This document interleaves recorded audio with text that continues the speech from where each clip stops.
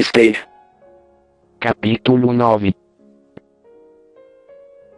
Ora, no 12º mês, que é o mês de Adar, no dia 13 do mês, em que a ordem do rei e o seu decreto estavam para se executar, no dia em que os inimigos dos judeus esperavam assenhorar-se deles, sucedeu o contrário, de modo que os judeus foram os que se assenhorearam do que os odiavam.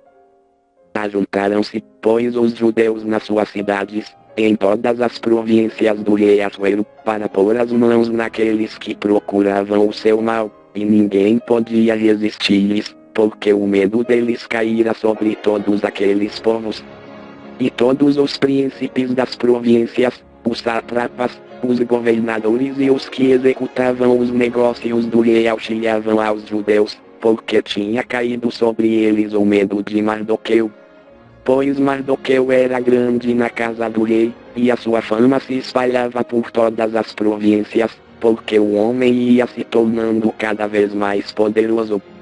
Feriram, pois, os judeus a todos os seus inimigos a golpes de espada, matando-os e destruindo-os, e aos que os odiavam trataram como quiseram.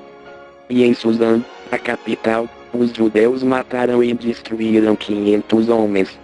Como também mataram Parsandata, Dalfon, Aspata, Porata, Adalia, Aridata, Parmasta, Arizai, Aridai e Vaizata. Os 10 filhos de Amã, filho de Amedata, o inimigo dos judeus, porém ao despojo não estenderam a mão. Nesse mesmo dia veio ao conhecimento do rei o número dos mortos em Suzã, a capital. E disse o rei à rainha Esther em Suzã, a capital: os judeus mataram e destruíram 500 homens e os 10 filhos de Amã, que não teriam feito nas demais províncias do rei. Agora, qual é a tua petição, e te será concedida, e qual é ainda o teu logo, e atender-se-á? Respondeu Esther: se parecer bem ao rei, conceda aos judeus se acham em Suzã que façam ainda amanhã conforme o decreto de hoje, e que os 10 filhos de Amã sejam pendurados na forca. Então o rei mandou que assim se fizesse, e foi publicado em edito em Suzã, e os 10 filhos de Amã foram dependurados. Os judeus que se achavam em Suzã reuniram-se também no dia 14 do mês de Adar, e mataram em Suzã 300 homens, porém ao despojo não estenderam a mão. Da mesma sorte os demais judeus que se achavam nas províncias do rei se reuniram e se dispuseram em defesa das suas vidas, e tiveram o repouso dos seus inimigos, matando dos que os odiavam 75.000, porém ao despojo não estenderam a mão. Sucedeu isso no dia 13 do mês de Adar, e no dia 14 descansaram, e o fizeram dia de banquetes e de alegria. Mas os judeus que se achavam em Suzã se ajuntaram no dia 13 como também no dia 14, e descansaram no dia 15, fazendo o dia de banquetes e de alegria. Portanto os judeus das aldeias, que habitam nas cidades não muradas, fazem do dia 14 do mês de Adar dia de alegria e de banquetes, e de festas, e dia de mandarem porções escolhidas uns aos outros.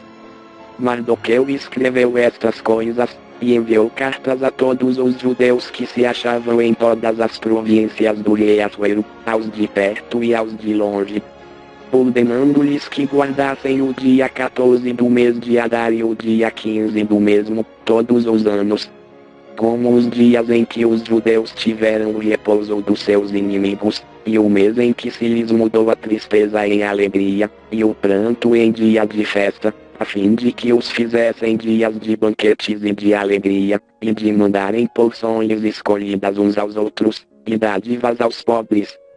E os judeus se comprometeram a fazer como já tinham começado, e como Mardoqueu lhes tinha escrito.